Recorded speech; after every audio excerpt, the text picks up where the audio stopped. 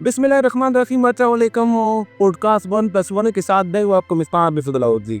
नाज़रीन, आज हम आपकी मुलाकात एक सहाफ़ी से करा रहे हैं। एक ऐसे सहाफ़ी जो कि ये न सिर्फ ये कि सहाफ़ियों के लीडर हैं, आजकल पेशावर प्रेस क्लब के सदर हैं, बल्कि मुसलसल 2 सालों से पेशावर प्रेस क्लब के सदर आ रहे हैं, खैबर यूनियन जर्नलिस्ट के सदर रहे हैं।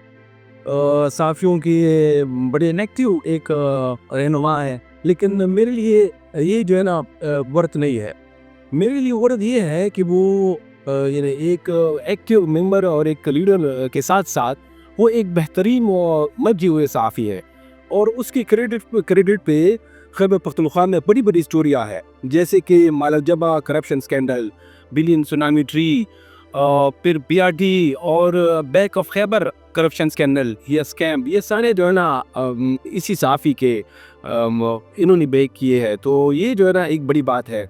तो आज हम इनके साथ जो सहाफ़ियों की मुश्किलात हैं, जो सोशल मीडिया का दौर है, फेक न्यूज़ है, इस पे भी बात करेंगे। साथ साथ ये जो पाकिस्तान के अंदर सहाफ़त कितनी आज़ाद है, सेंसरशिप कितनी है, फिर कुछ जो हमारे सूबे के इश्यूज़ है, क्योंकि उन पे भी एक बड़ी नज़र है।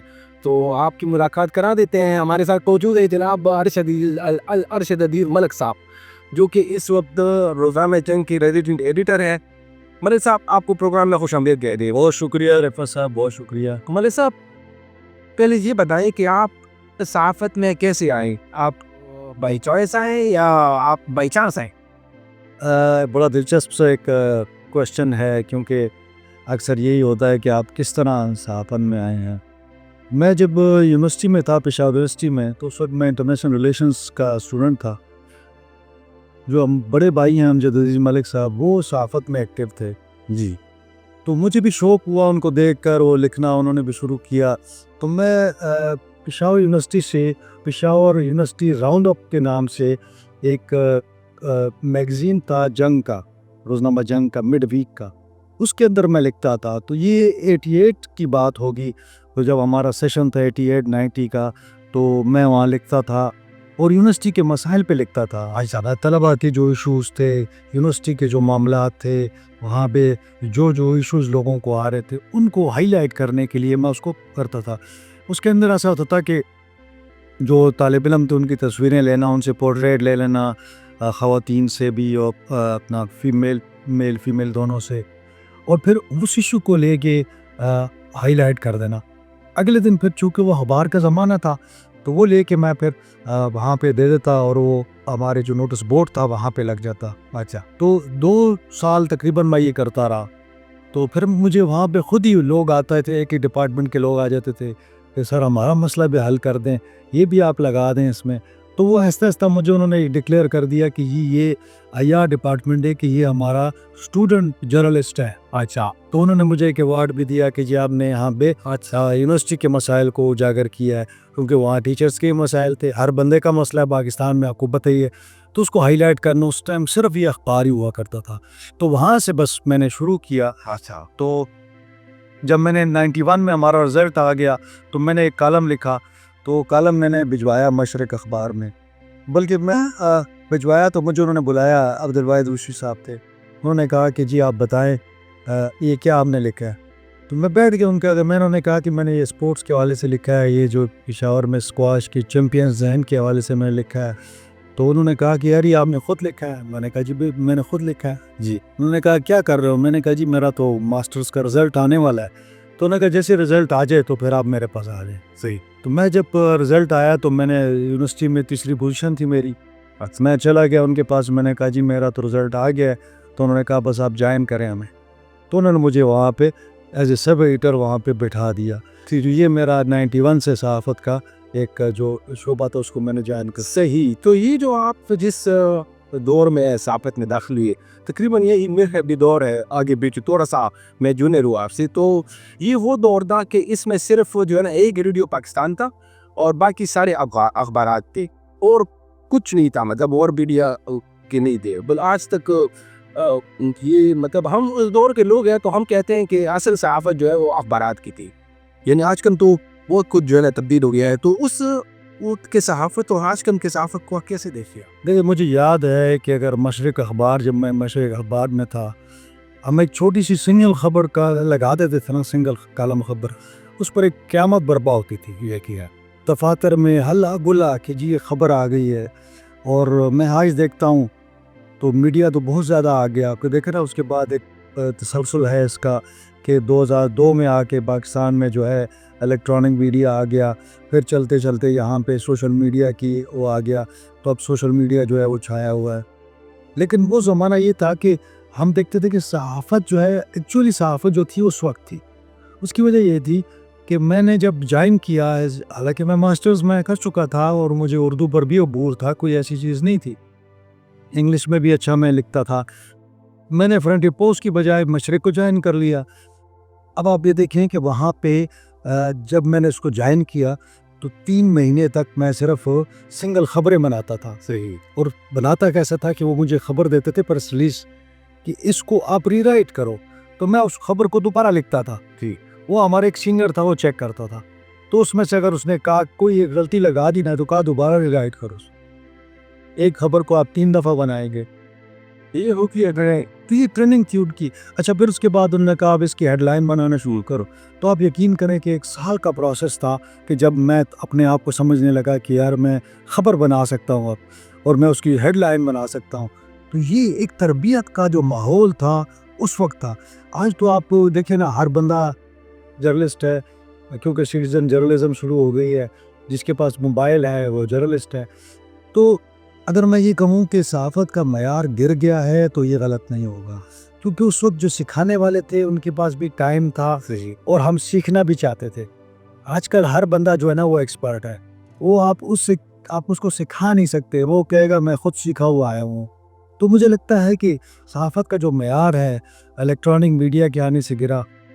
جب ہم نے نوٹس کیا کہ جی جب ٹائر کا دھماکہ ہوتا ہے، ٹائر پھٹتا ہے جی، تو بریکنگ نیوز چلتی ہے جی پشاور میں دھماکہ ہو گیا. بالکل. تو میں سوچنے لگا کہ یار اب یہ صحافت ہو گئی ہے، خیر سلنڈر پڑتے ہیں. تو اور پھر یہ چلتے چلتے ہم نے دیکھا کہ پھر خبریں جو غلط آنا شروع ہو گئی.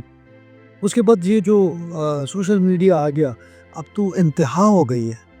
اب تو آپ اس صحافت کو اور اس صحافت کو آپ بالکل کمپیریزن آپ نہیں کر سکتے. صحیح کہ ہم کس طرف جا رہے ہیں. تو یہی میں جو ہے نا آج کل جو آپ بتا بھی رہے ہیں کہ انفارمیشن ایج ہے، مطلب اتنی معلومات ہے کہ آپ کو جو ہے نا اتنے پلیٹ فارمز ہے. ابھی حالیہ دنوں میں کل پرسوں جو ہے نا وہ ایلن ماسک میں ایک پڑھ رہا تھا کہ وہ کہہ رہا تھا کہ یہ جس کے پاس موبائل ہے وہ صحافی ہے، بس اس کو آپ صحافی سمجھے. تو یہ جو ابھی ایک جیسے اب اشاع پرستت کی جو ممبرشپ کے لیے ایک ریکوائرمنٹ ہے، وہ جو ہے نا وہ اگر اس کو دیکھا جائے مطلب، اور دوسری طرف یہ جو سوشل میڈیا کے لوگ میرے جو مائک اٹھائے ہوئے ہے صحافی ہے، ان کو چلو ہم صحافی کہہ دیتے ہیں. تو اس کو آپ کیسا مطلب کیا یہ جو ہے نا اس کو مطلب اب یہ جو لوگ ہیں، یہ جو سوشل میڈیا کے ذریعے سے آ رہے ہیں، ان کے ساتھ ہم کیا کریں گے؟ اس کو آپ پرستب کی ممبرشپ نہیں دیتے ہیں، یہ کیا ہوگا ان کا؟ ٹھیک ہے نا، میں نے کہا نا کہ ایک قواعد و ضوابط ہوتے ہیں کسی ادارے کے لیے. صحافی ہے تو اس کے لیے ایتھیکل جرنلزم ضروری ہے. اس کے پھر پارٹس ہیں کہ ایتھیکل جرنلزم کیا کیا چیز ہے، تو وہ ایک لمبی بحث ہو جائے گی. لیکن ہمیں سکھایا گیا کہ آپ نے ایتھکس پر رپورٹ بنانی ہے. اس میں ہم کیا کرتے ہیں، ایک تو ٹروتھفلنس ہوتی ہے کہ بھئی خبر ٹھیک ہو، سچی ہو نا. تو کیا سوشل میڈیا پہ ساری خبریں سچی ہوتی ہیں؟ تو سچی تو نہیں ہوتی ساری. پھر ہم کہتے ہیں کہ جی ساری بیلنس ہونی چاہیے جرنلزم. تو کیا بیلنس ہوتی ہے وہاں پہ؟ کسی کا موقف نہیں ہوتا اس کے اندر. کیا ہم کہتے ہیں کہ ان کے پاس کوئی پروف ہے اس چیز کا؟ جرنلزم میں تو یہ ہے کہ ہمارے پاس فیکٹس اینڈ فگر ہونے چاہیے اور ہمارے پاس ڈاکومنٹس ہونے چاہیے. تو سوشل میڈیا میں یہ تمام چیزیں نہیں ہیں. تو میں یہ کہتا ہوں کہ جو جرنلسٹ ہے اگر وہ سوشل میڈیا پہ کام کر رہا ہے تو وہ جرنلسٹ ہے. لیکن تمام یوٹیوبرز جو ہے، تمام سوشل میڈیا جو کور کرتے ہیں، وہ سارے جرنلسٹ نہیں ہیں. آپ ان کو کہہ سکتے ہیں کہ یہ سوشل میڈیا کے ورکر ہیں یا سوشل میڈیا ایکٹیوسٹ ہیں یا یہ جو ہے سٹیزن جرنلزم کی طرف جا رہے ہیں، لیکن ایسے جرنلسٹ اس کو آپ کاؤنٹ نہیں کر سکتے. اسی وجہ سے پشاور پریس کلب نے یہ کہا کہ ہم صرف جرنلسٹ کو دیں گے جو پرنٹ میڈیا الیکٹرانک میڈیا کے ساتھ ہوگا. اور اگر کوئی ٹھیک ہے پلیٹ فارم بنانا چاہتا ہے سوشل میڈیا کا، وہ اپنا بنا لے. پھر صحیح ہوئی تو قواعد و ضوابط تو اس میں پھر میں پیش نہیں ملی، اس کو نہیں دے سکتے. اس کی وجہ یہ ہے، دیکھیں آج میں ایک خبر چلاتا ہوں اور میری خبر غلط ہو جاتی ہے، ٹھیک ہے، آپ ریبٹل آ جاتا ہے اس کے اوپر، یا وہ بندے کے پاس حق ہے کہ وہ میرے خلاف ڈیفیمیشن سوٹ میں چلا جائے، ٹھیک ہے جی. میرا گھر بھی پشاور میں ہے, میرا آفس بھی پشاور میں ہے, میں پاکستان کا شہری ہوں, بیٹھا ہوں یہاں پہ. ہر بندہ مجھے پہنچ سکتا ہے, اکاؤنٹیبل بھی ہو. صحافت تو اس کو کہتے ہیں نا کہ ود رسپانسبلٹی, آپ نے جرنلزم کرنا ہے ود رسپانسبلٹی. اب کیا ہوتا ہے, سوشل میڈیا پہ ایک بندہ بیٹھا ہوا ہے باہر, وہاں سے وہ گالم گلوچ, کسی کو کرپٹ کہنا, کسی کے خلاف مطلب انتہائی نازیبا گفتگو کرتا ہے وہ. تو کیا کریں گے, آپ اس کا احتساب کیسے کریں گے؟ صحیح, تو جرنلسٹ تو میں اس کو نہیں مانتا جس کا احتساب نہ ہو سکے. جرنلسٹ وہ ہوگا جو رسپانسبل ہوگا, جو آنسریبل ہوگا, جو اکاؤنٹیبل ہوگا. اگر یہ چیزیں اس پہ نہیں ہوگی تو میں اس کو صحافی نہیں سمجھتا. اسی وجہ سے ان کو ہم ممبرشپ نہیں دے رہے. اچھا, تو یہ جو ابھی سوشل میڈیا کے اوپر مطلب جو پشاور پریس کلب کے جو ممبرشپ کی ریکوائرمنٹ ہے, اس میں یہ ہے کہ آپ کی جو جہاں تک مجھے یاد پڑتا ہے کہ آپ کی یعنی ایسا صحافی جس کا صرف اور صرف سوچ جو ہے نا صحافت سے ہو, وہ اور کام نہ کرتا ہو. آج کل میں جو یہ سوشل میڈیا کے صحافی نکل آئے ہیں نا, تو وہ تو ایسے ہے کہ وہ کارخانوں میں جا کے جو ہے نا وہ کسی کی دکان کے سامنے وہ ایڈ بھی چلاتے ہیں, اسٹیج پہ جا کے جو ہے نا وہ سوشل میڈیا انفلوئنسر ہے. اور یہ لوگ جو ہے نا میرے ساتھ ایسے ہیں 2-3 جو میرے ساتھ بحث کرتے ہیں کہ آپ لوگ ہمیں ممبرشپ کیوں نہیں دیتے. تو ان کی مطلب ممبرشپ نہیں بنتی ہے. دیکھیں, ایک بات بڑی واضح ہے کہ میں یہ سمجھتا ہوں کہ سوشل میڈیا کا انفلوئنس زیادہ ہے, اس میں کوئی دو رائے نہیں ہے. صحیح, جو ہماری ٹریڈیشنل میڈیا ہے وہ پیچھے چلا گیا ہے اور یہ سوشل میڈیا آگے آ گیا ہے. لیکن جب تک اس کے ایتھکس نہیں بنیں گے, جب تک اس کے قوانین, میں واحد جرنلسٹ ہوں پاکستان کا جو یہ کہتا ہے کہ سوشل میڈیا کے لیے سخت قوانین بنائے پاکستان کے اندر. ارشد ملک صاحب, آپ 2 سالوں سے پشاور پریس کلب کے مسلسل صدر آ رہے ہیں. آپ جس زمانے کی میں آپ نے جو ہے نا صحافت کا آغاز کیا, وہ ایک بڑا جو ہے نا وہ صحافیوں کے اسٹرگل کا دور تھا. یعنی پی ایف یو جے 1950 میں بنی, پھر وہ پی ایف یو جے جو ہے نا ایک کی تنظیم تھی پورے پاکستان میں. تو ماشاء اللہ اور بہت ساری تحریکوں میں اس نے بڑھ چڑھ کر حصہ لیا سیاستدانوں کے ساتھ, ڈکٹیٹرشپ کے خلاف. اور آج کل ہم دیکھتے ہیں تو بالکل اس وقت یونین کا دور تھا, اور آج کل یونین جو ہے وہ بالکل ایک سائیڈ لائن ہو گئی. یونین کی طرف کوئی دیکھتا ہی نہیں ہے, ساری توجہ جو ہے نا پریس کلبس کے اوپر ہے. یہ کیا وجہ ہے؟ اس میں 2 باتیں ہیں. ایک تو میں یہ سمجھتا ہوں کہ اگر ہم خیبر یونین آف جرنلسٹ کی بات کرتے ہیں اور پی ایف یو جے, 2 الگ الگ وہ ہیں. چونکہ پی ایف یو جے جو ہے پاکستان کی سطح پر ہے اور کے ایچ یو جے پشاور کی سطح پر ہے. پہلے تو یہ ہوا کہ 2013 میں پی ایف یو جے تقسیم ہو گئی, کیونکہ یہ عہدوں کی ایسی بیماری ہے کہ یہ لوگوں کو اور جو گروپس ہوتے ہیں ان کو توڑ دیتی ہے. ہر شخص یہ چاہتا ہے کہ میں صدر بن جاؤں, اور کچھ بھی ہو لیکن میں صدر بن جاؤں. اس وجہ سے پی ایف یو جے آج 3-4 دڑوں میں تقسیم ہو چکی ہے, تو وہ تو وہاں پہ ختم ہو گئی. بالکل. پھر کے ایچ یو جے جو خیبر یونین آف جرنلسٹ ہے, بڑی متحرک, فعال اور ایکٹیو ہماری ایک تنظیم تھی. مجھے یاد ہے جب میں 2011 میں اس کا صدر بنا اور میں 2-3 سال اس کا صدر رہا, تو اس وقت اگر آپ کو یاد ہو تو یہ بڑی تنظیم ایکٹیو تھی. ہم نے یہاں ویج بورڈ نافذ کیا 7واں, ہم نے یہاں مالکان سے 2 کروڑ روپیہ لے کے دیا اپنے ورکرز کو. میں نے پہلی مرتبہ پاکستان میں بلکہ دنیا میں صحافتی تنظیموں میں پشاور کے اندر اپنے جتنے بھی ہمارے صحافی تھے ان کو فیملی سمیت میڈیکل انشورنس کی فیسلٹی دی, جو کہ ہم نے جوبلی انشورنس کے ساتھ ایک ایگریمنٹ کیا. اور 3 سال مسلسل لوگ جو ہے نا پرائیویٹ ہاسپٹل سے علاج کرواتے رہے. یعنی 2011 کی آپ دیکھ لیں, اور حکومت پاکستان جو ہے وہ 2000 آ کے یہ عمران خان صاحب کے دور میں یہ انہوں نے ایک کارڈ شروع کیا, اور نواز شریف صاحب نے بھی تھوڑا سا, تو ہم نے اس سے 10 سال پہلے کر دیا تھا. اس کے بعد ہم نے یہاں پہ میگزین نکالا خیبر, وہ یہاں پہ چھپتا تھا جس میں مسائل آتے تھے, جہاں پہ انٹرویوز آتے تھے. اس زمانے میں چونکہ یہ براڈ کاسٹ اور یہ چیزیں نہیں تھیں, تو یہ کہ میگزین تھا ہمارا, تو وہ میگزین چلتا تھا. تو ساتھ ساتھ اس زمانے میں جتنے کام آج پریس کلب کر رہا ہے, یعنی میڈیکل کیمپ لگانا, ایجوکیشن میں کام کرنا, وہ سارے کام جو تھے وہ یونین کیا کرتی تھی, کیونکہ یونین سپریم باڈی تھی. اس وقت پریس کلب کو محدود کیا گیا تھا کہ پریس کلب صرف پریس کلب کے اندر وہ جو انٹرٹینمنٹ ہوگی یا وہاں پہ جو بھی فیسلٹیز ہیں کھانے پینے کی وہ ہو گئیں, یا انڈور کوئی بھی ہو, وہ اس تک محدود تھا. اور مالکان کے ساتھ جا کے لڑائی جھگڑے کرنا, ان سے حقوق کے لیے بات کرنا, تو وہ صرف یونین کرتی تھی. لیکن بدقسمتی یہ رہی کہ اس کے بعد ہمیں کوئی ایسی لیڈرشپ نہیں ملی جو کہ یونین کو فعال کرتی. آج یہ حال ہو گیا کہ یونین بالکل آپ کو نام بھی لوگوں کو پتہ نہیں کہ یونین کیا ہے. تو سارا یہ پریس کلب نے لے لیا ہے نا. تو اچھا یہ الزام یہ میں یہ کہتا ہوں نا کہ اگر یونین جب میں نے چھوڑی تھی اگر اس کے بعد یونین کو اسی طرح رکھا جاتا تو آج یونین ٹاپ پہ ہوتی. پریس کلب اس وقت ڈاؤن ہو گیا تھا. اس کے بعد یہ ہوا کہ اب میں یہ پھر بات کروں کہ لیڈرشپ پہ ڈپینڈ کرتا ہے. اچھا آپ کے ملک کا کوئی لیڈر اچھا آ جائے, دنیا میں بھی آپ دیکھیں گے آپ کا کوئی ادارہ بھی ہو, آپ کا گھر بھی ہو, اس کے اندر بھی لیڈرشپ کا سارا رول ہوتا ہے, چاہے والدہ ہو یا والد ہو, وہ اس کو لیڈ کر رہے ہوتے ہیں. تو ڈپینڈ کرتا ہے کہ آپ کی لیڈرشپ کس طرح, اس کا ویژن کیا ہے. مرکزی سطح پہ تو ہم سارے پاکستان جو ہے نا PFJ تقسیم ہے, لیکن یہاں پہ ہم نے خیبر یونیورسٹی جو ہے نا اس کو ایک جوڑا ہوا ہے, اس کو یہ ایک پازیٹیو رکھا ہوا ہے. یہ ہمیں بڑی کریڈٹ ہے. لیکن ایک الزام لگتا ہے ہمارے اوپر کہ پریس کلبس کے اندر پیسے آ گئے ہیں. صحافی جو ہے وہ اسی وجہ سے اس طرف بہت زیادہ توجہ دیتے ہیں کہ پیسے آ گئے ہیں. اور ابھی آپ جو ہے نا کہہ رہے تھے کہ آپ نے 2 سالوں میں 16 کروڑ روپے دیے ہیں, تو یہ تو بہت بڑی رقم ہے ملک صاحب. دیکھیں ایک بات تو ہے کہ جب آپ ایک ایسوسیشن بناتے ہیں, جی, یعنی اگر آپ نے کوئی یونین بنا لی یا پریس کلب بنا لیا تو اس کا مقصد کیا ہوتا ہے. اب پریس کلب کا آئین آپ پڑھیں تو اس کے اندر لکھا ہوا ہے کہ آپ اپنے ممبران کی ویلفیئر کریں گے. ویلفیئر ایک بہت بڑا لفظ ہے. اب ویلفیئر میں کیا ہے کہ اگر میرے ممبران ایسے ہیں جو کہ افورڈ نہیں کر سکتے, ان کی تنخواہیں کم ہیں, یا بے روزگار ہو گیا ہے, یا معذور ہو گیا ہے, یا فوت ہو گیا ہے, تو کیا ایسوسیشن کا فرض کیا ہوگا پھر. ایسوسیشن مطلب یہ ہوتا ہے کہ آپ کچھ لوگ مل کے ایک مائنڈ سیٹ کے ساتھ, وہ ہم خیال لوگ ہوتے ہیں, تو ہم خیال لوگ ہیں, ہم پھر الیکشن کروا دیتے ہیں کہ کوئی لیڈرشپ آ جائے تاکہ وہ کام کرے جا کے.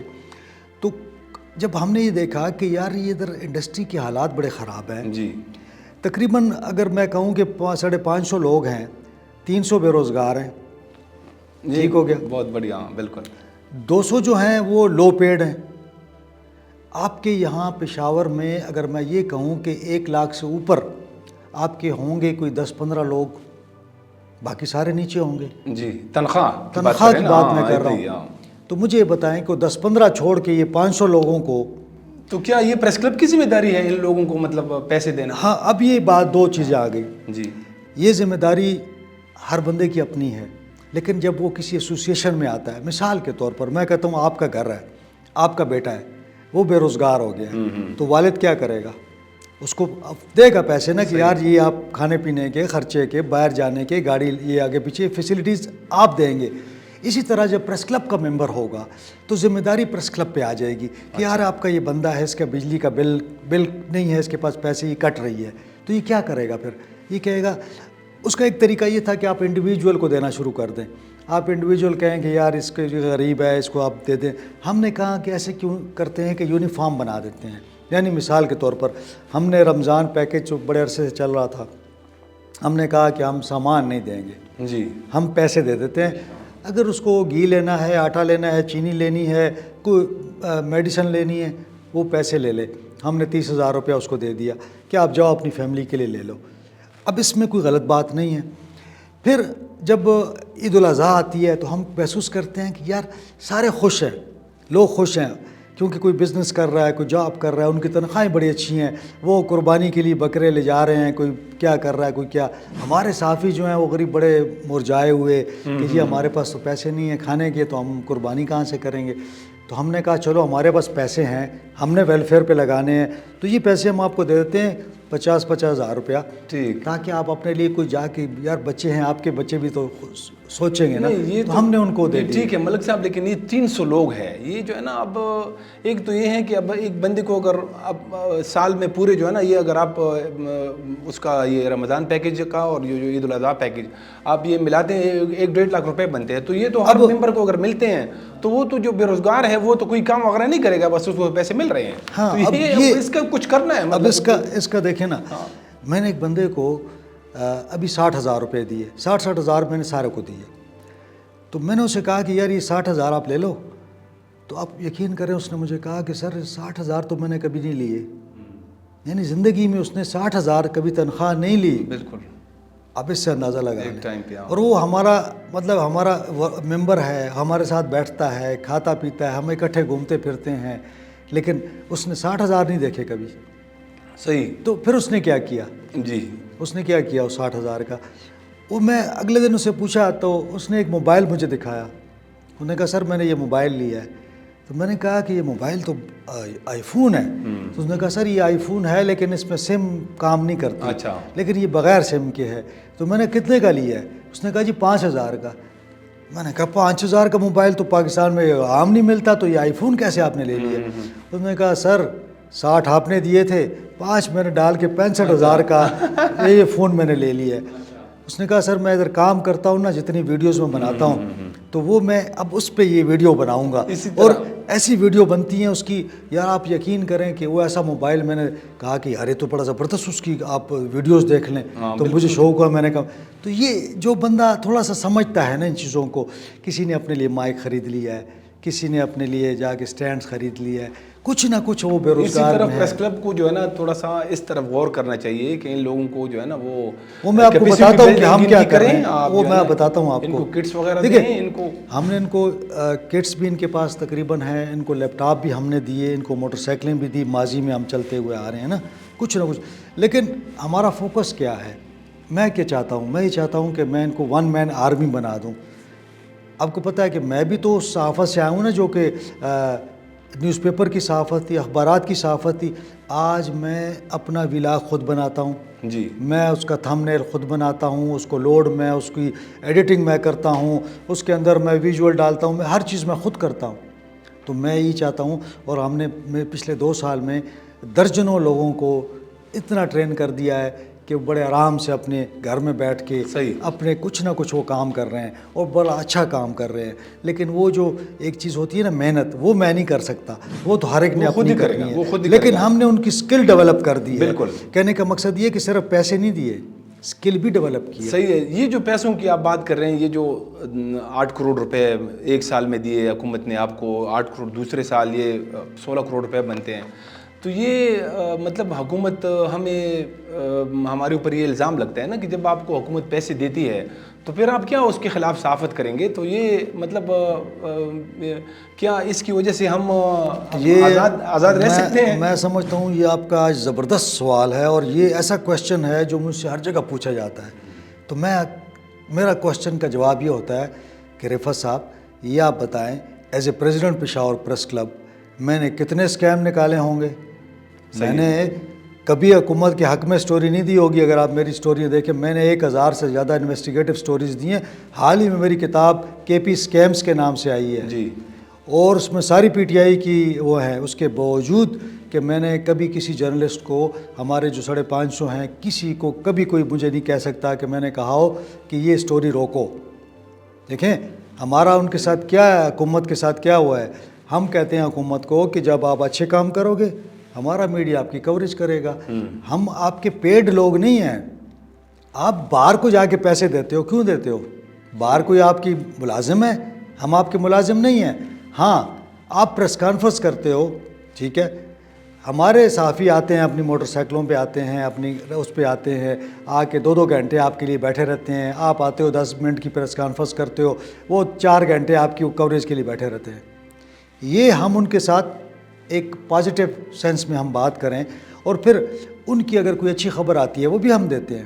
میں نے کبھی کسی کو نہیں کہا کہ یہ روکو, یہ نہ دو, یہ کرو. دیکھیں صحافت اپنی جگہ ہے اور حکومت کے ساتھ تعلقات اپنی جگہ ہیں. حکومت غلط کام کرے گی, میرا صحافی خبر دے گا. میں نے کبھی کسی کو نہیں کہا. اگر آپ کو یاد ہو کبھی آپ کو میں نے رنگ کی ہو, میں نے, حالانکہ جتنی لوگ کہتے ہیں نا کہ جی صحافت کیسے چلے گی, کہ جی آپ تو پیسے لے رہے ہیں, تو بھائی جو صدر ہے وہ حکومت کے خلاف خبریں دیتا ہے. میرے آپ ولاگ دیکھ لیں, میرے آپ سٹوریز دیکھ لیں, تو آپ کہیں گے حکومت آپ کو پیسے کیوں دیتی ہے, آپ تو اتنے خلاف خبریں دیتے ہیں. حکومت کا اس سے کوئی تعلق نہیں ہے. آپ خبر دیتے ہیں تو آپ کے پاس ڈاکومنٹس ہوتے ہیں, آپ کے پاس پورا پروف ہوتا ہے, آپ ان کا موقف لیتے ہیں. میری صرف یہ ریکویسٹ ہوتی ہے کہ آپ اپنی سٹوری دیں لیکن ان سے موقف لے لیں. صحیح. اور یہ ایک ایتھیکل بات کرتا ہوں میں. حکومت کے ساتھ ہمارا اس وجہ سے کوئی ایگریمنٹ نہیں ہے کہ ہم ان کی کوئی غلط کرپشن ہوگی تو ہم ان کو چھپائیں گے. ہم نے تو کبھی ایسا نہیں کیا. اور یہ بات آپ یاد رکھیں کہ جہاں بھی آپ کام کریں اپنے اصولوں پر کام کریں. تو ہم اپنے اصولوں پر قائم ہیں, جو پرنسپلس ہیں ہم اس پہ قائم ہیں. تو حکومت سے اگر میں نے پیسے لیے تو پیسے انہوں نے دیے ہیں, لیکن اس نے کبھی نہ حکومت کو بھی پتہ ہے کہ یہ ہماری بات نہیں مانیں گے, اور نہ حکومت ہمیں کہتی ہے. وہ مالک کو کیوں نہیں کہے گی اگر مجھے کہے گی؟ میں ایک بات جنرل بات کرتا ہوں, صحیح. وہ مالکان کو کیوں نہیں کہے گی جس کو وہ کروڑوں کے اشتہار دیتی ہے کہ میری خبر مت لگاؤ, تو کیا میں لگا سکتا ہوں اس کی خبر؟ صحیح. ایسا ہی ہے نا. اچھا, یہ پلاٹ جو ہے نا, پلاٹ کی بھی ایک سیاست ہے, آپ کو بھی پتہ ہے, پلاٹ, ہمیں ہاں پتہ ہے. پلاٹ, ہاں پلاٹ کی بات کر رہا میں ہوں. نے کہا پلانٹ کی بات کر رہے ہیں, کوئی پلانٹ ہم نے لگایا ہے نا ادھر پلانٹ. اچھا اچھا, نہیں, میں پلاٹ کی بات کر رہا ہوں. PLOT, plot. تو یہ پلاٹ جو ہے, یہ جیسے ہمارے کچھ سینئر صحافی ہے, وہ مظہر عباس کا مجھے جو ہے نا ایک مشہور کوٹ یاد ہے کہ وہ کہتا ہے کہ پلاٹ نے ہمیں تباہ کر دیا صحافیوں کا. ہمارا جو ایک مبارزہ تھا, ایک جو حکومت کے خلاف ہماری ایک مومنٹ تھی, جمہوریت بھی اس میں جمہوریت کے لیے بھی ہم کام کرتے تھے, اور ساتھ میں حکومت کے ساتھ ہم ٹکر بھی لیتے تھے, اور جو طاقتور لوگ ہیں ان کے خلاف بھی. تو کہتے ہیں کہ پلاٹ نے ہم سے جو ہے نا یہ چیز چھین لی ہے. تو اب پلاٹ اور اس کی سیاست اتنی ہو گئی ہے کہ وہ ہم نے جو ہے نا ساری چیزیں پیچھے چھوڑ دی. یہ بھی بڑا ایک اچھا کویشچن ہے, اور نئے صحافیوں کے لیے میں کسی چیز کو ڈیفینڈ نہیں کرتا اگر غلط ہو, لیکن میں جب صحافت میں آیا تو مجھے یہ پتہ لگا کہ گل بہار کا نیا ایریا بنا تھا.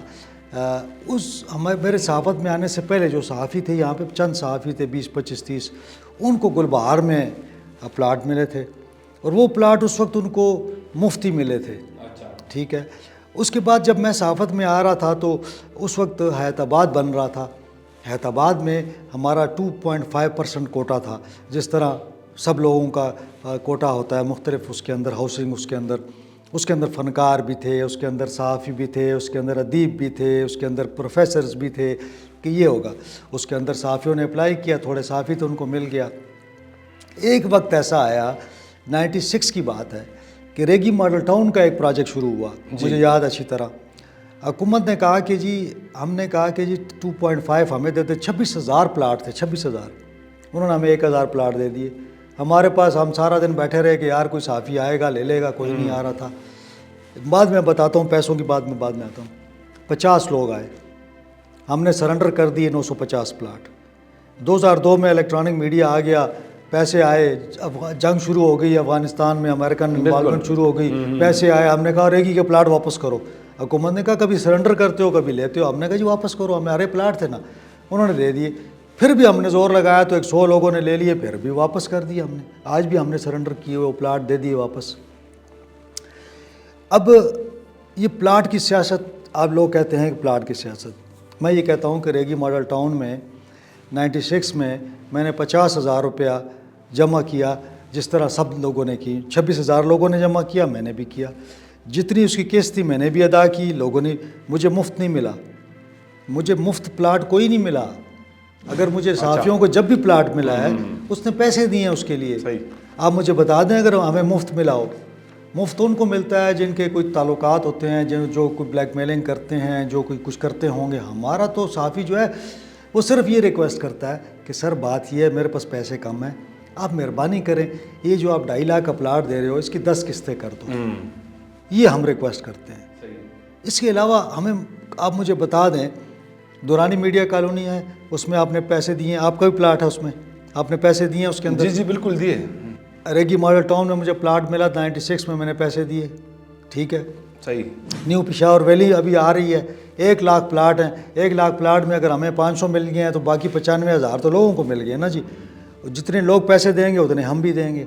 صرف ہم انہیں یہ کہتے ہیں کہ چونکہ ہم سفید پوش لوگ ہیں, ہمارے پاس اتنے پیسے نہیں ہیں, ایک تو مہربانی کرو ہمارا کوٹا جو اگر میڈیا کے لیے آپ نے, یہ آج کا کوٹا نہیں ہے, یہ تو کب کا بنا ہوا ہے نا کے پی کے اندر, جو ہم ثقافت اس کے حوالے سے ہم اس میں آتے ہیں تو اس کے اندر ہمیں دیتے ہیں, ہم پورے پیسے دیتے ہیں. آپ مجھے بتا دیں اگر مفت ملا ہے تو حکومت لے لیں ہم سے. صرف ہم یہ ریکویسٹ کر دیتے ہیں قسطیں بڑھا دیں. تو میرا خیال میں اب یہ میری وہ پورا کلیئر ہو گیا ہوگا لوگوں کے لیے کہ ہم کوئی پلاٹ مفت نہیں لیتے. جہاں کوئی نئی سوسائٹی آتی ہے ہم بھی اسی طرح اپلائی کرتے ہیں. آپ کو یاد ہو PHA کے پلاٹ آئے پشاور, یہ جو پختونخوا ہاؤسنگ والے, اس کے اندر بھی ہمارا کوٹا ہے. تو وہ جب آتے ہیں 1000 پلاٹ آتا ہے تو اس کے اندر ہمیں وہ 20 پلاٹ کہہ دیتے ہیں, تو ہم اپلائی کرتے ہیں, اس میں سے ہمارے چند لوگوں کے نکل آتے ہیں, باقی رہ جاتے ہیں. تو وہ بھی قرآن اندازی ہوتی ہے اس کے اندر. اب یہاں پہ ہمیں مثال کے طور پر اس زمانے میں 300-350 پلاٹ تھے, 300-350 لوگوں کو مل جائے, پیسے دیے لوگوں نے, قسطیں دیتے رہے, بڑی مشکل سے قسطیں دیتے ہیں. تو ایسی کوئی سپریم کورٹ کا جج پلاٹ لیتا ہے, سپریم کورٹ کا جج پلاٹ لیتا ہے, آرمی کے افسر پلاٹ لیتے ہیں, پیسے دیتے ہوں گے نا, ججز پلاٹ لے لیتے ہیں, بیوروکریٹس پلاٹ لیتے ہیں, پیسے دیتے ہیں, ان کا بھی ایک قانون کے اندر آیا ہوا ہے, ہم بھی اسی طرح آئے ہوئے ہیں. ٹھیک, تو ہمارے کافی سارے سوالات جو ہے نا وہ اس کی پر ہوئے, تو اصل میں زیادہ تر تو ان لوگوں کو سوٹ کرتا ہے جو صحافی ہے, لیکن یہ خیر بہرحال چونکہ آپ بڑا کنسرن ہے اس کے ساتھ, تو کچھ ہم جو ناظرین ہیں ہم نے خود اپنے اوپر بھی تنقید کی کہ جو ہم کر رہے ہیں. اچھا, یہ اب بڑا سمپل سا ایک سوال ہے, سمپل نہیں ہے لیکن کئی سوالات اس کے یعنی کئی اس کے جوابات ہو سکتے ہیں. تو آپ یہ بتائیں کہ پاکستان کے اندر صحافت کتنی آزاد ہے؟ میرے خیال میں کہ اگر ہم یہ کہیں کہ آزاد ہے تو یہ غلط ہوگا. آزادی ہماری اس تک ہے جہاں تک ہم یہ سمجھتے ہیں کہ ہم وہاں تک جا سکتے ہیں. صحیح. مثال کے طور پر دنیا میں بھی اگر میں گیا ہوں, دنیا میں تقریباً ہر جگہ میں گیا ہوں, وہاں پہ بھی صحافت اس طرح آزاد نہیں ہے جس طرح ہم کہتے ہیں آزاد ہے. دیکھیں نا, ایک طرف کمرشلزم ہے. مثال کے طور پر آپ کا ادارہ ہے, اس نے تنخواہیں دینی ہے, تو بڑے بڑے پروجیکٹس جو ہوتے ہیں پاکستان کے اندر جو کمرشل پروجیکٹس ہیں, آپ ان کے خلاف آپ کسی بھی ادارے میں آپ نہیں کر سکتے سٹوری, کیونکہ وہاں پہ وہ آپ کا ادارہ کہے گا کہ وہ نہیں کر سکتے. آپ پاکستان میں آئین کہتا ہے آپ کو کہ آپ فوج کے حوالے سے, آپ عدلیہ کے حوالے سے بات نہیں کر سکتے. اسی طرح یہ چیز امریکہ میں بھی ہے. یہ چیزیں ایسی ہیں جہاں پہ آپ رک جاتے ہیں, آپ کی کوئی لمیٹیشنز ہوتی ہیں. دیکھیں, ان لمیٹڈ کوئی بھی نہیں ہوتا, لیکن صحافت کا کوئی مقصد ہونا چاہیے نا. میں کہتا ہوں کہ اگر میں نے کوئی سٹوری کرنی ہے تو اس کا کوئی مقصد ہوگا نا, کس مقصد کے تحت میں سٹوری کرنا چاہ رہا ہوں, اس کا آؤٹ کم کیا ہوگا. ہمیشہ اگر آپ کہیں بھی دنیا میں جائیں نا تو وہ آپ سے پہلے پوچھتے ہیں اچھا جی آپ کا پروجیکٹ کیا ہے, لیکن اس کے آؤٹ کم کیا ہے. تو میری سٹوری کا آؤٹ کم کیا ہے, کیا میں نے کسی کو ویسے ہی ڈیفیم کرنا ہے, کیا میں نے اس کے ساتھ کیا کرنا ہے. تو یہاں پہ صحافت اس سینس میں تو آزاد ہے کہ آپ ایشو بیس کر سکتے ہیں. مثال ایک ایشو ہے آپ کا, اور آپ مجھے بتائیں کہ پاکستان کے اندر ایشو بیس جو ہیں, ایشوز جو سوشل ایشوز ہیں, اس پر کتنی صحافت ہوتی ہے؟ بہت کم ہوگی. نہیں ہے. سیاسی ایشوز پر ہوتی ہے, سیاسی آپ ٹاک شوز آپ کو ملیں گے. سب سیاست. ہم جب اپنی لمٹ کراس کرتے ہیں وہاں پہ وہ سنسرشپ آ جاتی ہے. کچھ سنسرشپ ایسی ہے جو کہ ہمیں آئین کہتا ہے, کچھ سنسرشپ ایسی ہے جو کہ غیر آئینی بھی ہے, لیکن وہ ہمیں کرنی پڑتی ہے. وہ خود بھی لگاتے ہیں اپنے اوپر, ہم اپنے اوپر بھی ہم لگاتے ہیں. سیلف سنسرشپ بھی ہوتی ہے. تو یہ چیزیں چلتی ہیں اس کے ساتھ ساتھ. لیکن اگر میں یہ کہوں کہ جی ہم مادر پدر آزاد ہیں, ہماری کوئی سنسرشپ پاکستان میں نہیں ہے, تو یہ غلط ہے. نہیں, وہ جو صحافت کے مطلب آزادی صحافت کے انڈیکس ہے اس میں تو ہم بہت پیچھے ہے. یعنی پوری دنیا جو ہمیں کرتی ہے, فوکس رکھتی ہے نا, اس کے مطابق تو ہم. لیکن ہمارا فوکس کیا ہے؟ ہمارا فوکس یہ ہے نا کہ سیاسی صورتحال, فوج, عدلیہ, ہمارا تو یہ فوکس ہے. ہماری دنیا میں اگر آپ دیکھیں تو وہاں سٹوریز کیا آئیں گی, وہ چھوٹے علاقوں کے مسئلے جو ہیں وہ سٹوری ہو رہی ہوتی ہے وہاں. چونکہ جرنلزم ایسا ہو گیا ہے وہاں پہ کہ لوکل میڈیا ہو گیا ہے, یعنی لوکل چینلز ہو گئے ہیں. جس طرح ہمارے یہاں یوٹیوب کے چینلز ہو گئے ہیں, وہاں پہ وہ چینلز فوکس کرتے ہیں, اخبارات فوکس کرتے ہیں کاؤنٹی کے اندر کے معاملات کو. ہم جاتے ہیں تو ہر صحافی اٹھتا ہے تو فوج کے اوپر جا کے تنقید کر لیتا ہے. تو ہمارا وہ بالکل چینج ہے, یہاں پہ کلچر ہی ہمارا چینج ہے. ٹھیک ہے. یہ جو موجودہ صورتحال ہے صحافت کی کہ جیسے ریڈیو ختم ہو گیا, اخبارات تقریباً ختم ہو گئے ہیں, آپ اس کو کوئی ورت نہیں رہی, ٹی وی چینل جو ہے وہ بھی سوشل میڈیا کے آنے سے ان کی جو امپورٹنس ہے وہ بھی رفتہ رفتہ جو ہے نا کم ہو رہی ہے. تو آپ کو آنے والا دن جو وقت ہے وہ کیا لگ رہا ہے کہ یہ ٹی وی چینلز بھی ختم ہو جائیں گے سارے, مطلب سوشل میڈیا پہ؟ دیکھیں, جب ہم آئے تھے نا تو اس زمانے میں تو خبر جو تھی نا بائی ہینڈ بھی لوگ لاتے تھے اور فیکس کر دیتے تھے زیادہ تر.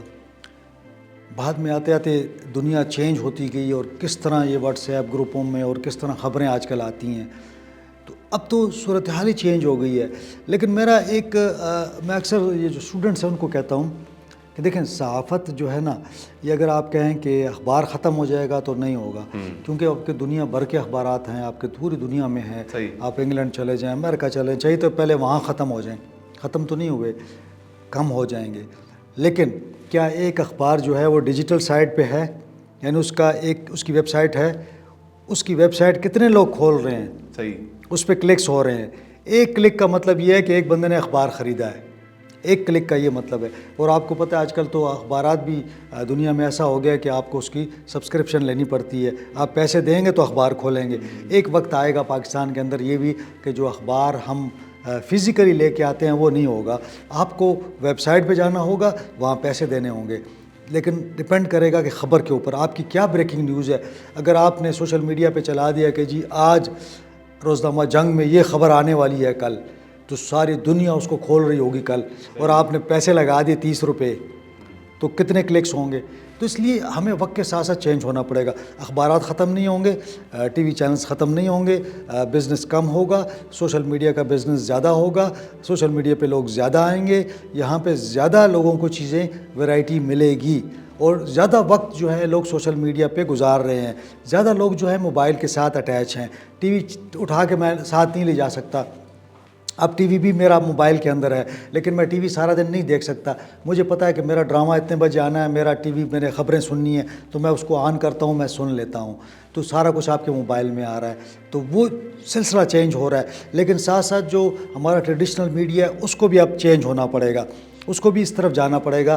اور ہم دیکھ رہے ہیں کہ انہوں نے ساتھ ساتھ اس چیز کو اڈاپٹ کر لیا ہے کہ وہ ڈیجیٹل سائٹ پہ چلے گئے ہیں, پوڈ کاسٹ پہ چلے گئے ہیں. وہ لوگ, ان کو احساس ہو رہا ہے کہ ہمیں ادھر بھی جانا ہے. تو یہ مقابلہ ہوگا, آپ نے کوئی فرنٹ چھوڑنا نہیں ہے خالی کہ آپ اخبار بند کر کے آج ادھر آ جائیں گے. اس کی اہمیت ادھر رہے گی اپنی, تھوڑی بہت جتنی ہے وہ رہے گی. بس اب ہمارے پاس ٹائم بھی کم ہے. ایک دو سوالات جو خیبر پختونخوا کے کچھ ایشوز ہے, جیسے سیکیورٹی کی صورتحال بہت زیادہ جو ہے نا وہ گمبھیر ہوتی جا رہی ہے. جو صوبائی حکومت ہے وہ کوئی ذمہ داری لینے کے لیے تیار نہیں ہے. وہ آپریشن ابھی 2-3 دن پہلے اسمبلی میں ایک قرارداد بھی آئی کہ یہاں پہ کوئی آپریشن نہیں ہونا چاہیے. پھر اس پر آپ کی ایک سٹوری آئی تھی کہ وہ اس پہ کچھ جو سیکیورٹی ذرائع ہے انہوں نے بڑی جو ہے نا وہ ناراضگی کا اظہار کیا ہے کہ یہ تو اس کا فائدہ جو ہے نا دہشت گردوں کو ہوگا. تو یہ جو جس طرح مطلب صوبائی حکومت اور ہماری فوج یہ ایک پیج پہ نہیں ہے, تو اس کا نقصان تو الٹیمیٹلی لوگوں کو پہنچ رہا ہے نا. بالکل آپ نے صحیح کہا. دیکھیں ہماری پالیسیاں جو ہے نا ہمیشہ سے ون مین اس کی رہی ہیں. ہم نے کبھی سوچا نہیں ہے کہ ہماری پالیسی جو ہے ہم ایک مشاورت سے حل کر لیں, بنائیں اس کو, یا ہم نے یہ کبھی نہیں سوچا کہ فیوچر میں کیا ہوگا. ہم صرف سوچتے ہیں کہ آج میں نے کیا کرنا ہے. آپ کو یاد ہوگا ہم کہتے تھے افغانستان میں اگر طالبان آ جائیں گے تو پاکستان سیف ہو جائے گا. جی, طالبان امریکہ چلا گیا, طالبان آ گئے, تو کیا پاکستان سیف ہو گیا؟ نہیں ہوا. طالبان آ گئے, ہم نے کہا کہ ٹی ٹی پی جو تحریک طالبان پاکستان ہے وہ کنٹرول ہو جائے گی, ختم ہو جائے گی. اب مجھے بتائیں نا, میں اکثر یہ پوچھتا ہوں کہ جب آپ نے 40-50 ہزار 1 لاکھ 2 لاکھ لوگوں کو ٹرین کر دیا ہے, اس کو مجاہدین آپ نے بنا دیا ہے, جب تک وہ زندہ رہیں گے وہ مجاہد ہی رہے گا. وہ اس کو اور کوئی کام نہیں آئے گا, نہ وہ پوڈ کاسٹ کرے گا, پھر کیا کرے گا وہ. آج کل تو خیر وہ چور جو ڈاکو ہیں وہ بھی پوڈ کاسٹ کرتے ہیں. لیکن میں یہ کہتا ہوں کہ دیکھیں وہ جو لوگ آپ نے ٹرین کیے تھے افغانستان میں, جب یہاں پہ تحریک طالبان افغانستان آئی, انہوں نے جیلوں سے جو پکڑے ہوئے تھے وہ بھی رہا کر دیے. پاکستان سے بات چیت کی ٹی ٹی پی نے, پاکستان نے بھی رہا کر دیے. موسٹ وانٹڈ لوگوں کو رہا کیا.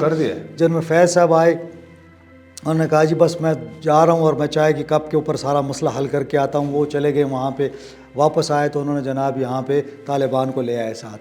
آتے آتے یہاں پہ 40-50 ہزار, اس وقت 50 ہزار کے قریب فگر ہیں جو کہ خیبر پختونخوا میں تحریک طالبان کے لوگ موجود ہیں. اب مجھے بتائیں 50 ہزار کا آپ کیا بندوبست کریں گے؟ اچھا پھر آپ لے کے آئے تو کیا پلان تھا آپ کا؟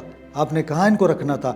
کیا وہ لوگ واپس آئے اپنے اپنے ضلعوں میں آگے, کہا کہ یہ لوگ ہتھیار نہیں اٹھائیں گے؟ پہلی شک تھی کہ یہ لوگ پرامن رہیں گے. آتے ہی انہوں نے ہتھیار اٹھا لیے, وہ لے کے گھومنا شروع ہو گئے. اس کے بعد بتے کا معاملہ تیز ہو گیا. اس کے بعد وہ سوات سے اترے مردان اور نوشہرے تک پہنچ گئے. وہ گھومنا پھرنا شروع ہو گیا آپ کے سٹیز میں. کوئی اگریمنٹ فالو نہیں ہوا. اس کے بعد آپ نے یہ نہیں سوچا کہ یہ جس علاقے سے اس کا تعلق ہے, اس نے وہاں پہ وارداتیں کی ہوئی ہیں, اس کا جس کو مارا ہوا ہے وہ آدمی اس کو چھوڑے گا؟ جس گاؤں سے اس کا تعلق ہے وہاں پہ اس نے, جب وہ طالب تھا اس نے کیا کیا تھا؟ وہاں پہ لوگوں نے ایکسیپٹ نہیں کیا. پھر انہوں نے یہی لڑائی شروع ہو گئی. آپ کے پاس کیا پلان تھا؟ ان کو آپ نے کیسے ایڈجسٹ کرنا تھا؟ ایک جگہ پہ لا کے آپ نے چھوڑ دیا نا. اب انہوں نے کیا کرنا ہے؟ ان کو تو کوئی کام بھی نہیں پتا, انہوں نے کرنا کیا ہے اب یہاں پہ. اب پھر آپ آتے ہیں, آپ کہتے ہیں کہ جی اب ان کو ہم نے حل کرنا ہے. جناب فیض صاحب تو چلے گئے ہمارے سب کچھ ادھر چھوڑ چھاڑ کے. اب آپ کا ساؤتھ میں آپ دیکھ لیں, آپ کوہاٹ سے چلتے ہیں لکی مربت بنو میں آپ دیکھ لیں, آپ ساؤتھ میں دیکھ لیں, نارتھ میں دیکھ لیں, آپ ڈی اے خان میں دیکھ لیں, ٹانگ میں آپ دیکھ لیں, صورتحال انتہائی خراب ہے. آپ کے پی کے اندر شام کے وقت پشاور کے تھانے بند ہوتے ہیں. بالکل پشاور کے اندر جو ہے وہ آپ چلے جائیں ریگی ماڈل ٹاؤن چلے جائیں, پولیس باہر نہیں نکلتی. آپ نے ان کو لا کر ایک مصیبت کھڑی کر دی ہے. نہ آپ نے ان کے ساتھ کوئی آپ کا ایگریمنٹ ہوا, نہ ان کے ساتھ کوئی اس پہ سیٹنگ ہوئی کہ انہوں نے کرنا کیا ہے.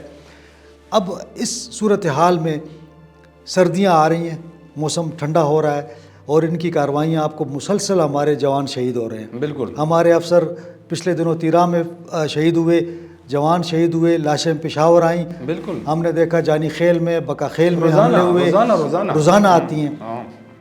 اب جب یہ آنا شروع ہوئے تو فیصلہ یہ ہوا کہ جوں جوں سردی بڑھے گی, برف باری ہوگی, اور یہ لوگ اتریں گے نیچے, یا افغانستان کی طرف اتر جائیں گے یا ہمارے پہاڑوں کی طرف سے اتر کے نیچے آئیں گے. تو یہ ایک اچھا موقع ہوگا کہ ہم ان کے خلاف کارروائی کریں اور ان کو ہم گھیر لیں اور پھر ان کو اریسٹ کریں یا جو بھی ان کے ساتھ کارروائی کرنی ہے. اچھا, یہاں پہ آپ کی سیاسی حکومت کہتی ہے کہ جی اسمبلی میں وہ قرارداد لے آتا ہے, بالکل خیبر کا ایک بندہ لے آتا ہے, ایک بنو سے لے آتا ہے کہ بھئی آپ کارروائی نہ کریں. وہ بھئی آپ کیا چاہتے ہیں, بات چیت پہ وہ آپ کے ساتھ مانتے نہیں ہیں, وہ بات چیت مانتے نہیں ہیں. وہ کہتے ہیں کہ جی بات چیت ہم تب مانیں گے جب آپ فاٹا کا پرانا وہ بحال کر دیں گے, اسلامی وہاں پہ قوانین نافذ کر دیں گے, عسکری وہ آ جائیں گے. ہمیں یہ جو ہے نا پی ٹی آئی کا یہ موقف ہے کہ جو پچھلے 20 سالوں میں آپریشن ہوئے ہیں اس کا کوئی آؤٹ کم نہیں نکلا ہے نا, مطلب یہ سوائے غضب کے علاوہ. یہ بات بھی میں آپ کی مانتا ہوں. مجھے بتائیں کہ پچھلے 20 سالوں سے کتنے ایگریمنٹس ہوئے ہیں, شکئی سے شروع ہو جائیں, بالکل کتنے ایگریمنٹس ہوئے ہیں. میں نے ایک سٹوری اس پہ کی تھی, 16-17 ٹائم میری ایک سٹوری اس پہ پڑھی ہوئی کیا گیا 16-17 ٹائم. میں نے ایک سٹوری کی تھی جس پہ میں نے ڈیٹیل دی تھی کہ یہ سٹوری کہ بھئی اس سال یہ معاہدہ ہوتا ہے, یہ معاہدہ پھر کیسے ٹوٹتا ہے معاہدہ. میں نے پوری ایک ڈیٹیل دی ہوئی ہے, آپ اس کو بھی پڑھ لیں. میں یہ نہیں کہتا کہ بات چیت اور آپریشن یہ سائملٹینیس ایک کام ہوگا. آپ کارروائی کریں گے, اگر کوئی مانتا ہے اس کو اریسٹ کریں گے اور آپ لے جائیں گے. یہ آپ ایسا نہیں کریں گے کہ ہاں جی ایگریمنٹ ہو گیا جی آپ جو دل چاہے آپ کریں, ایسا نہیں ہوگا. کوئی بھی دنیا کی ریاست جو ہے نا کسی کو ریاست کے اندر ریاست بنانے نہیں دے گی. آپ کو یہ کرنا ہے کہ آپ کو طالبان سے آپ بات چیت کرتے ہیں کہ بھئی سرنڈر کرو, فرسٹ نو کوئی ادر آپشن نہیں. آپ انہیں کہ سرنڈر کرو, اسلحہ چھوڑو اور اریسٹ. اگر وہ نہیں کرتے ہیں آپ نے ان کے ساتھ آپریشن کرنا ہے.